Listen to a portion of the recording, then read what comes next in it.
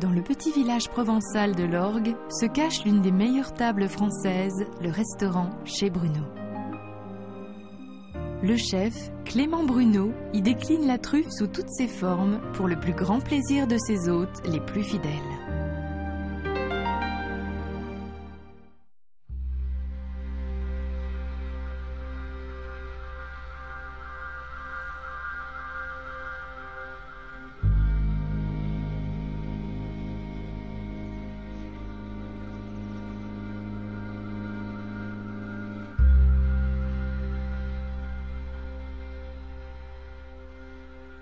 J'ai voulu que cette maison, qui était la maison simple de mes grands-parents qui étaient des ouvriers, devienne une très belle maison. J'ai voulu en faire un fleuron, j'ai voulu en faire quelque chose qui ne ressemble pas à autre chose, si vous voulez. J'ai voulu que cette maison, elle soit atypique, comme je le suis un peu moi d'ailleurs.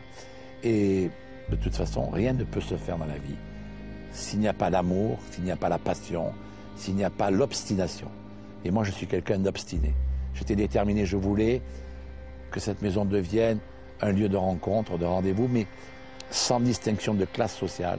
Ça veut dire qu'ici, vous pouvez aussi bien croiser le président de la République, Leonardo DiCaprio, Robert De Niro, Pavarotti, que le cantonnier qui vient fêter son anniversaire. Et je pense que ma grande réussite, c'est d'avoir su garder tous ces gens-là dans un même lieu, et sans que les uns puissent porter ombrage aux autres. Je crois que le vrai luxe, c'est la simplicité. Le vrai luxe, c'est de faire plaisir aux autres dans un endroit où on se sent bien. C'est ça, je crois. En réalité, c'est ça.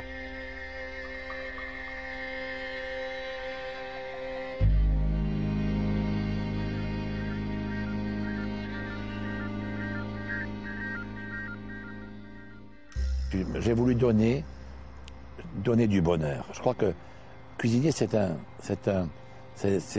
peu le marchand de bonheur. C'est celui qui donne avec son cœur, avec amour, avec passion. Bon, après, évidemment, on ne donne pas des poires aux vinaigrettes non plus, ni des carottes Vichy. C'est vrai que la truffe reste quand même le haut de gamme de la gastronomie. Et c'est pour ça que je pense aussi un peu que c'est pour ça qu'ils viennent ici, quoi.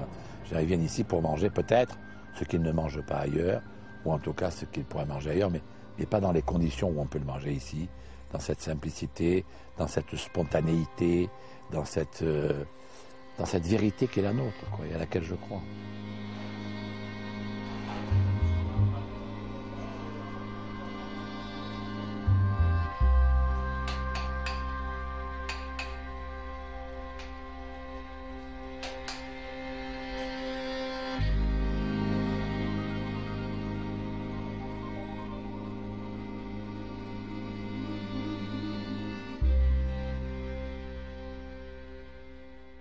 Je vais vous raconter une belle histoire. Pourquoi j'ai fait la truffe? Quand j'étais petit, je vous l'ai dit tout à l'heure, mon papa m'a abandonné. J'ai donc été élevé par ma grand-mère qui venait de perdre mon grand-père et ma mère. Ma grand-mère travaillait à l'usine et ma mère faisait des ménages. Nous habitions ici, la maison était toute petite. Et elle allait caver la truffe derrière la maison, dans les planches, dans les berges, on dit ici, qui sont derrière. Elle allait caver la truffe, elle ramassait la truffe, je l'accompagnais, elle la cherchait à la mouche. Et elle me faisait une brouillade aux truffes, c'est-à-dire des œufs brouillés avec des truffes.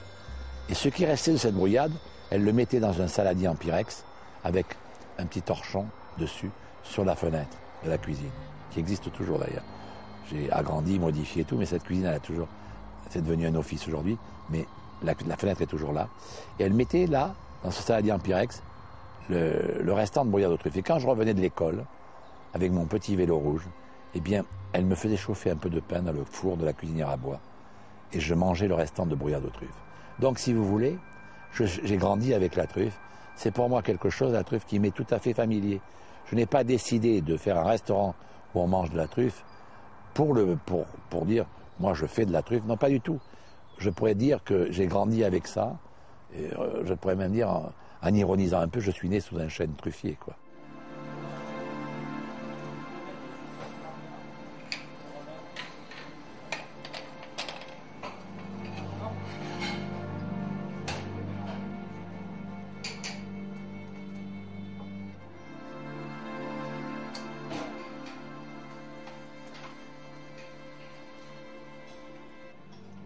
J'aime revisiter certains plats. Par exemple, en ce moment, j'ai revisité l'œuf mimosa.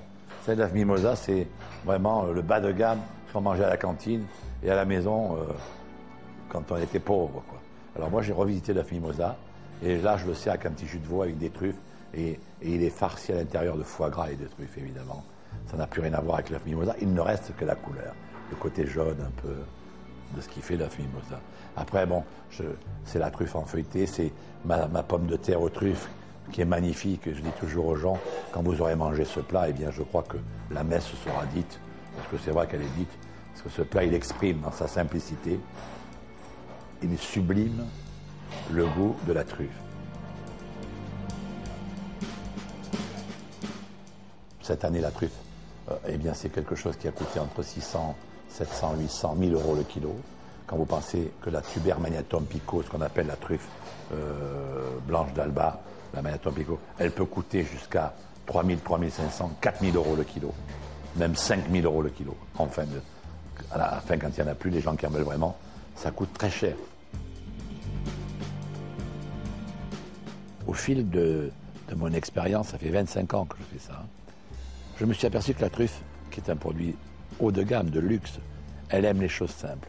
C'est un peu le mariage du prince et de la bergère. Si vous voulez, la truffe, elle aime le pain, elle aime les pâtes, elle aime une salade. Mais il ne faudra pas mettre par exemple de la truffe avec du homard ou avec un poisson ou un loup. Ça ne sert pas à grand chose. La truffe, mangez-la avec des œufs, mangez-la avec une tranche de pain, avec un filet d'huile d'olive, râpé dessus, mangez-la avec une salade de mâche ou de mesclun, comme vous voudrez, avec une belle huile d'olive, mangez-la avec des pâtes toutes simples, avec de l'huile d'olive et des truffes, c'est magnifique. La truffe, elle aime la simplicité, et c'est là qu'elle exprime le mieux toute sa puissance. Et c'est pour ça que j'ai créé un caviar de truffe. J'ai pensé, un jour, je me suis dit, pourquoi il y a un caviar d'esturgeon, et pourquoi il n'y aurait pas un caviar de truffe. Et j'ai créé ce caviar de truffe qu'on mange de la même façon, accompagné de blinis, d'une crème fouettée aux truffes, comme un vrai caviar. Et en réalité, j'ai voulu que la truffe prenne sa place vraiment à côté du caviar, parce que je pense que c'est les deux produits qui sont les plus représentatifs du luxe dans la gastronomie, quoi, si vous voulez.